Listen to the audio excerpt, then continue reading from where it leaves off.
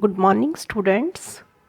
Today we will discuss about the chemical reactions of amines. तो first इसमें reaction है basic nature. Basic nature में just मैं अभी आपको एक्सप्लेन कर रही हूँ कि they are basic in nature. जो पूरा रीज़न है और इनका ट्रेंड रहेगा एमीन्स का, एरोमेटिक, एलिफेटिक का, ये सब हम एक नेक्स्ट वीडियो लेक्चर में करेंगे. बस अभी फ़िलहाल मैं ये बता रही हूँ, कोई भी अमीन आप लेंगे, प्राइमरी, सेकेंडरी या टर्शरी, मैंने प्राइमरी लिया है.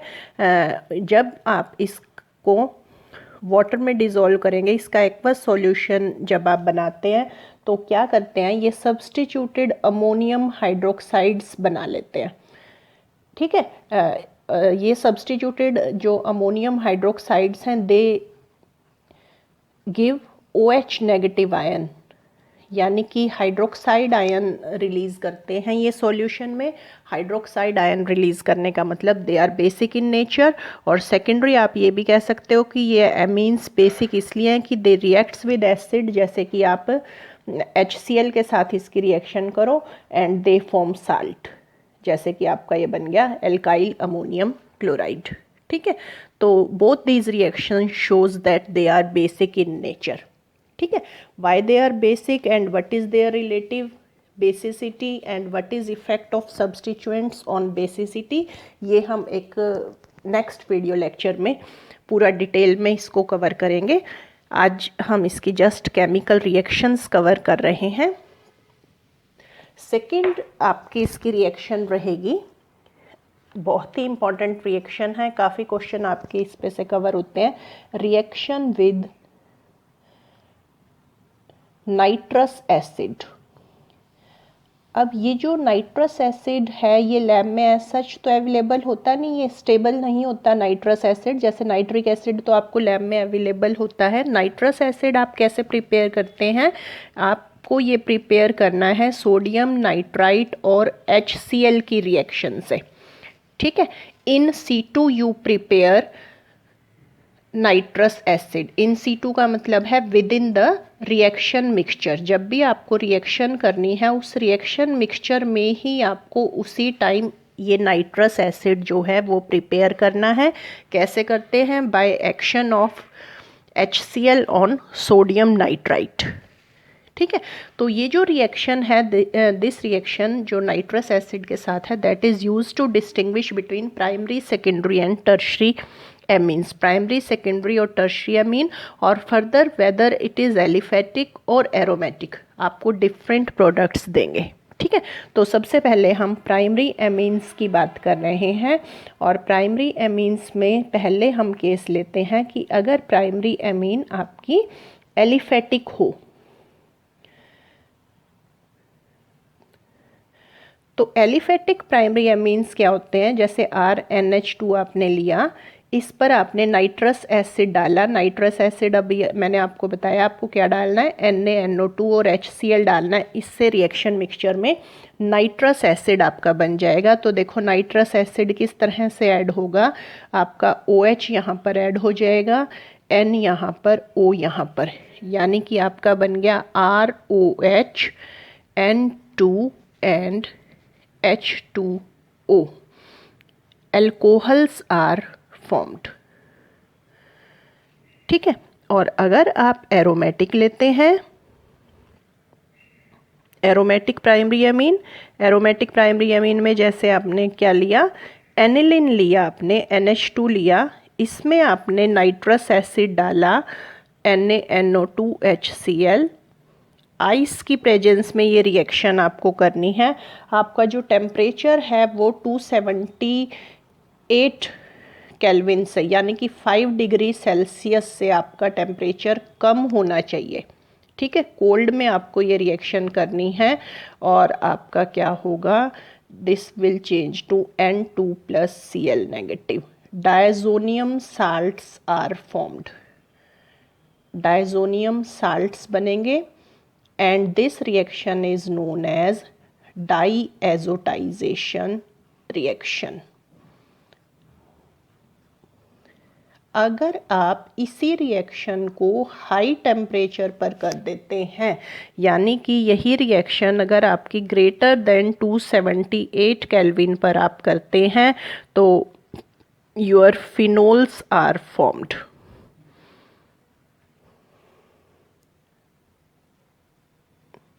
राइट, तो ये मैंने आपको अभी तक बताया प्राइमरी एमीन्स का। Aliphatic primary amines on treatment with nitrous acid gives you alcohols. Aromatic जो प्राइमरी एमीन है they will give you diazonium salts if temperature is less than 5 degree Celsius, and if temperature is greater than 5 degree Celsius और you perform this reaction at room temperature, then your phenols are formed। तो ये हमारा first case था जिसमें हमने primary amines लिए, aliphatic और aromatic. अब मैं सेकेंडरी एमीन की बात करती हूँ। सेकेंडरी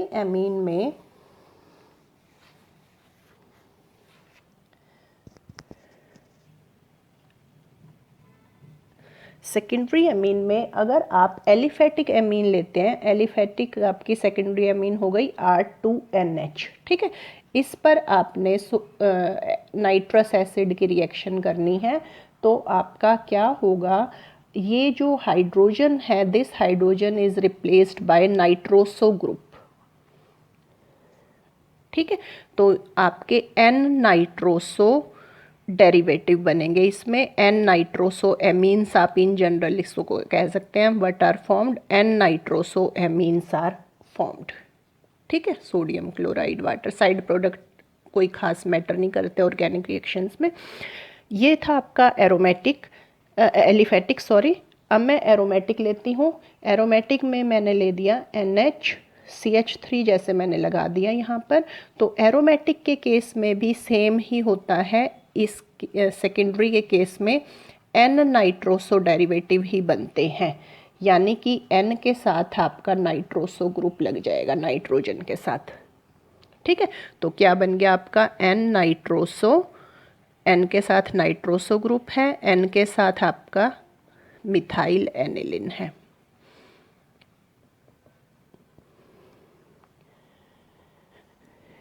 ठीक है, तो सेकेंडरी एमीन चाहे एलिफेटिक है चाहे एरोमेटिक है, आपका क्या बनेगा, N nitroso amines are formed. Nitrogen के साथ जो हाइड्रोजन है उस हाइड्रोजन को आपने रिप्लेस कर देना है बाय नाइट्रोसो ग्रुप, ठीक है।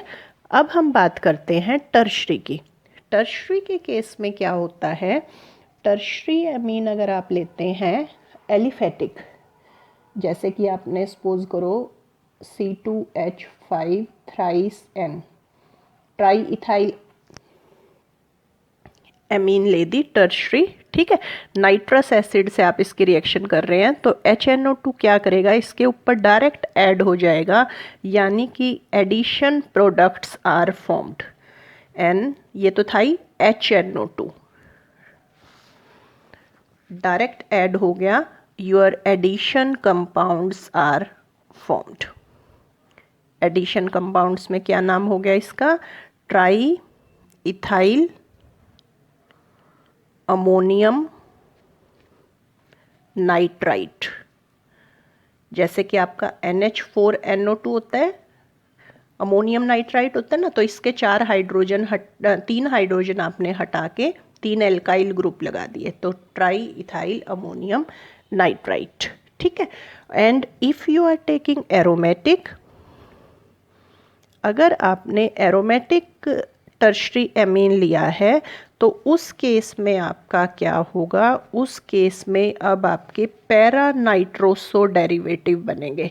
पैरा पोजीशन पर नाइट्रोसो ग्रुप आपका चला जाएगा, क्या बन जाएंगे आपके, para nitroso derivatives are formed.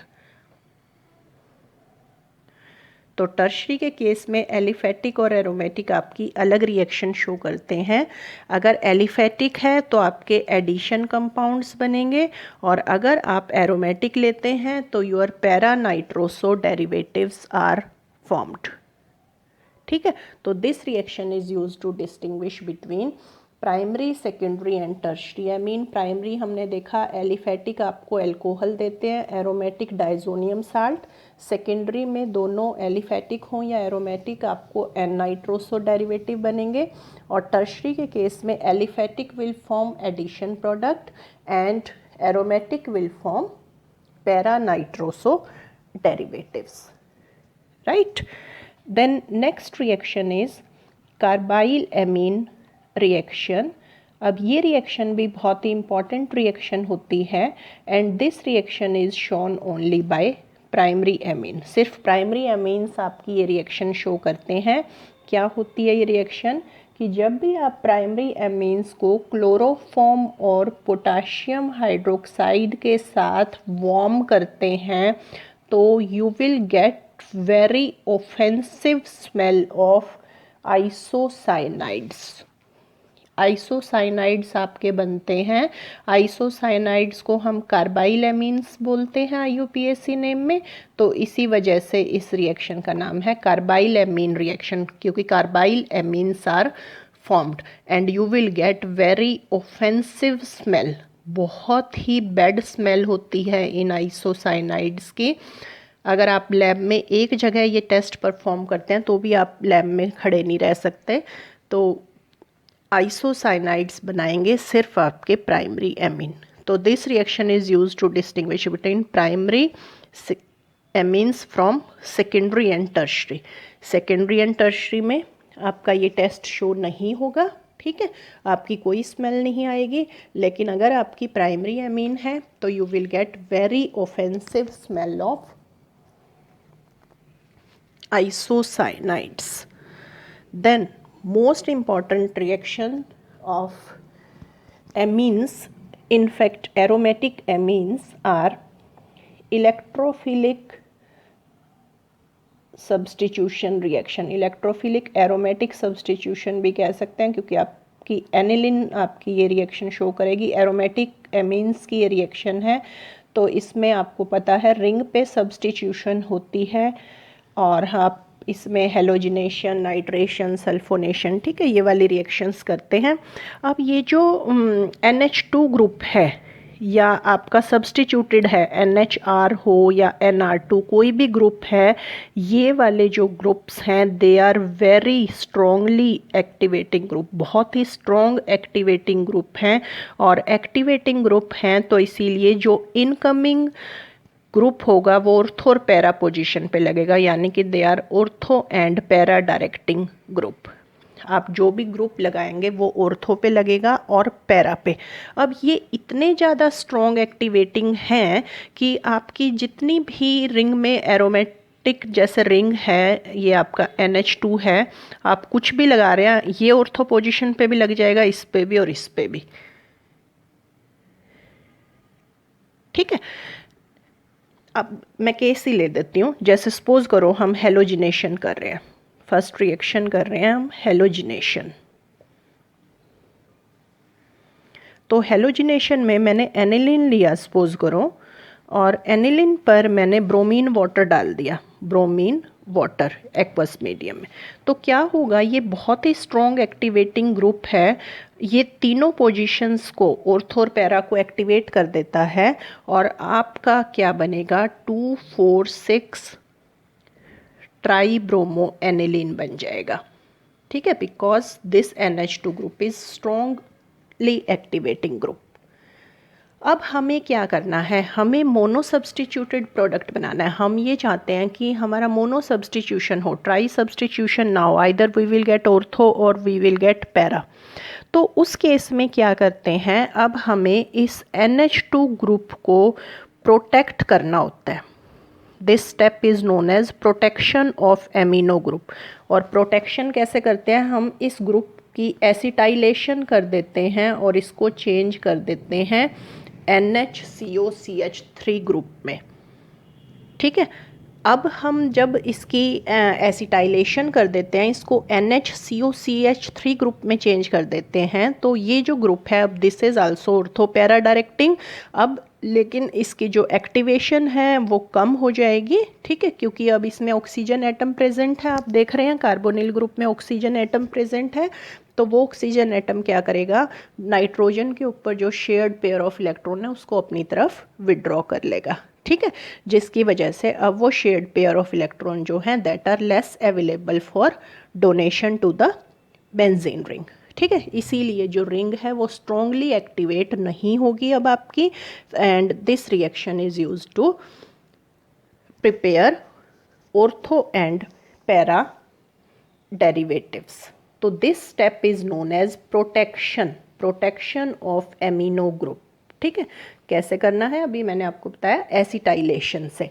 तो अब हम हेलोजिनेशन कर रहे हैं, मोनो हेलोजिनेटेड प्रोडक्ट बनाएंगे।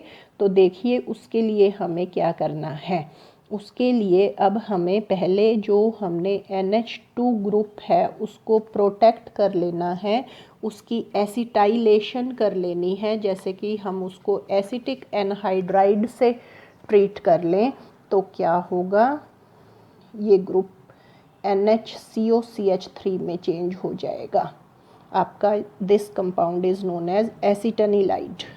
तो this step is known as protection of amino group, ठीक है। अब आपने प्रोटेक्शन करने के बाद अब आपने हेलोजिनेशन करनी है। जब अब आप हेलोजिनेशन करेंगे तो आपका क्या होगा, NHCOCH3 अब आपका ब्रोमीन ऑर्थो पोजीशन पर जाएगा और पैरा पर जाएगा। तो यू विल गेट ऑर्थोब्रोमो एसिटनिलाइड एंड पैराब्रोमो एसिटनिलाइड। उसकी फिर आपने हाइड्रोलिसिस कर देनी है एसिडिक मीडियम में, तो इनसे एसिटिक एसिड आपका निकल जाएगा and you will get your final product जो कि आपको प्रिपेयर करना था, ऑर्थोब्रोमो एनिलिन एंड पैराब्रोमो एनिलिन,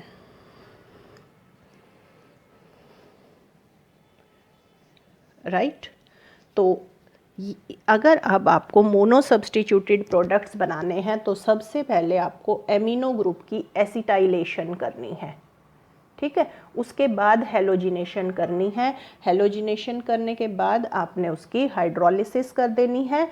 तो हाइड्रोलिसिस कर देंगे तो आपको आपकी पेरेंट एमीन मिल जाएगी जो कि आपने ली थी, और उसकी ऑर्थो पोजीशन पर और पैरा पोजीशन पर आपकी हेलोजन अटैच हो जाएगी, ठीक है। देन नेक्स्ट रिएक्शन इसमें कर रहे हैं नाइट्रेशन रिएक्शन। अब नाइट्रेशन रिएक्शन भी ऐसे ही करनी है। मैं एक बार आपको रिएक्शन कर देती हूँ और ये बताती हूँ कि नाइट्रेशन हम डायरेक्ट नहीं कर सकते, why direct nitration is not possible. अब नाइट्रेशन के लिए भी यही करना है आपने। Second reaction is nitration reaction. Nitration के लिए अब आपने वही प्रोटेक्शन करी, पहले ये बना लिया। नाइट्रेशन के लिए आप क्या लेते हैं, nitric acid in presence of sulphuric acid, this is nitrating mixture. तो आपका अब नाइट्रो ग्रुप लग जाएगा ऑर्थो पोजीशन पर और पैरा पर। You will get ortho nitro acetanilide and para nitro acetanilide, and फिर आपने उसकी हाइड्रोलिसिस कर देनी है। You will get ortho nitro aniline and para nitro aniline. तो नाइट्रेशन भी आपने सेम प्रोसेस से करनी है, ठीक है। अब मैं बात कर रही हूँ कि इसकी डायरेक्ट नाइट्रेशन पॉसिबल नहीं थी कि आप इस NH2 में डायरेक्ट नाइट्रिक एसिड डाल दें, तो direct nitration is not possible. तो why direct nitration is not possible, first reason है डायरेक्ट नाइट्रेशन इसलिए पॉसिबल नहीं है कि जो HNO3 है that acts as an oxidising agent. आपको पता है ये ऑक्सीडाइजिंग एजेंट भी है, तो it will result in formation of oxidised product of aromatic amine. Aromatic जो एमीन है एनिलिन ली है आपने, उसकी ऑक्सीडेशन हो जाएगी नाइट्रेशन के साथ साथ, तो ऑक्सीडाइज्ड प्रोडक्ट भी मिलेंगे आपको और आपका लॉट ऑफ जो एनिलिन है दैट इज़ वेस्टेड, ठीक है। सेकंड क्या है कि जो HNO3 है वो स्ट्रॉन्गली एसिडिक भी है, और स्ट्रॉन्गली एसिडिक होने की वजह से ये क्या करेगा, जो एनिलिन है आपको पता है this is basic in nature, aniline को ये H+ ये नाइट्रिक एसिड से आया है, एनिलीनियम आयन में चेंज कर देगा,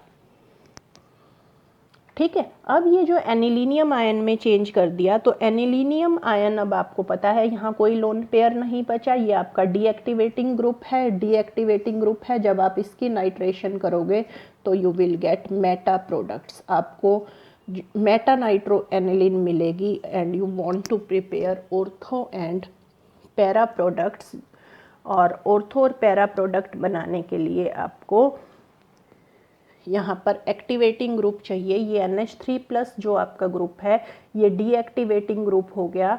एंड जब आप इसकी नाइट्रेशन करेंगे तो it prefers the entering group at the Meta position. ठीक है, तो इसी वजह से हम इसकी डायरेक्ट नाइट्रेशन नहीं करते, हमें इसकी नाइट्रेशन भी इन्हीं स्टेप से करनी है। पहले इसको प्रोटेक्ट करना है, ठीक है, प्रोटेक्शन के बाद हमने नाइट्रेशन करनी है, और उसके बाद हम हाइड्रोलिसिस करेंगे and you will get your final product ortho nitro aniline and para nitro aniline, right. तो this is your second reaction, nitration reaction. Then sulfonation reaction, electrophilic aromatic substitution में हम sulfonation reactions भी करते हैं। Sulphonation हमें करनी होती है by adding concentrated sulfuric acid, ठीक है। अब इसके अंदर बहुत ही strong activating NH2 group present है एनिलीन के अंदर। तो एनिलीन की जो सल्फोनेशन हम करते हैं, जब हम एनिलीन लेते हैं और इसमें हम सल्फ्यूरिक एसिड डाल देते हैं, तो since aniline NH2 group is basic in nature and this sulphuric acid is acidic in nature, तो ये आपस में रिएक्ट करके आपके सॉल्ट बना लेंगे। You will gate anilinium hydrogen sulphate, आपको एनिलीनियम हाइड्रोजन सल्फेट मिल जाएगा, ठीक है। अब इस एनिलीनियम हाइड्रोजन सल्फेट को अगर आप लगभग 450 to 460 केल्विन हीट करेंगे, ठीक है, तो this will change into a very important organic compound. अब आपका SO3H ग्रुप पैरा पोजीशन पे चला जाएगा। This compound is known as sulphanilic acid,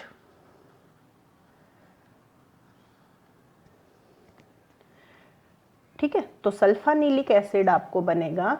sometimes हम इस प्रोसेस को बेकिंग भी बोलते हैं, इस सल्फोनेशन को, ठीक है, कि इसको हमने इतने हाई टेम्परेचर पर हीट किया। दिस स्टेप इज़ बेकिंग, और आपको उससे सल्फानिलिक एसिड बनता है। अब ये जो सल्फानिलिक एसिड है ये इस फॉर्म में एग्जिस्ट नहीं करता। This sulphanilic acid exist in form of, क्योंकि इसके अंदर अब एसिडिक ग्रुप भी है, बेसिक ग्रुप भी है, तो क्या करेगा, बेस की टेंडेंसी रहेगी हाइड्रोजन ले ले, एसिड की टेंडेंसी रहेगी हाइड्रोजन दे दे। तो इस ग्रुप ने इसको हाइड्रोजन दे दिया, तो ये आपका NH3+ हो गया और ये आपका SO3 नेगेटिव आयन हो गया। Such type of structures are known as, इसको आप zwitterion structure, dipolar ion structure, ठीक है, या आप कह सकते हैं that exist in form of internal salt, कि इंटरनली इस कंपाउंड में आपके साल्ट फॉर्मेशन हो गई है, ठीक है। तो जो सल्फानिलिक एसिड होता है that exist in form of zwitter ion structure, और प्लस चार्ज है एक ही मॉलिक्यूल के अंदर, नेगेटिव चार्ज है, और इसी वजह से इसका जो मेल्टिंग पॉइंट है सल्फानिलिक एसिड का बहुत ज़्यादा होता है, और ये किसी भी ऑर्गेनिक सॉल्वेंट में या यू कैन से वाटर में डिज़ोल्व नहीं होता, ठीक है। सिर्फ आपका ये जो डिज़ोल्व होता है आपका बेसिस में डिज़ोल्व होता है, स्ट्रॉन्ग बेसिस की प्रेजेंस में। क्यों स्ट्रॉन्ग बेसिस की प्रेजेंस में डिज़ोल्व होता है, जैसे कि ये आपका NaOH में डिज़ोल्व हो सकता है, ठीक है, और वाटर वगैरह में या ऑर्गेनिक सॉल्वेंट्स में, एसिड्स में, इनमें डिज़ोल्व नहीं हो सकता। सिर्फ स्ट्रॉन्ग बेसिस में डिज़ोल्व होगा। क्यों? क्योंकि स्ट्रॉन्ग बेसिस में जो आपका हाइड्रोक्साइड आयन है OH negative ion, that can abstract proton from this NH3+, ठीक है, वो इससे प्रोटॉन एब्स्ट्रैक्ट कर सकता है स्ट्रॉन्ग बेस। जैसे कि आपने NaOH लिया तो आपका क्या होगा, ये कोई ख़ास वो नहीं है, वैसे बता रही हूँ आपको। तो वो इसको NH2 में चेंज कर देगा और ये आपका SO3Na हो जाएगा। ठीक है, only strong bases can abstract hydrogen from this NH3 plus. ठीक है, and you will get this water soluble salt, right. तो this was all about your chemical reactions of amines, जिसमें हमने आपके सिलेबस में जो भी रिएक्शंस थे वो सारी रिएक्शंस कवर की हैं। तो thanks for watching the video, thank you.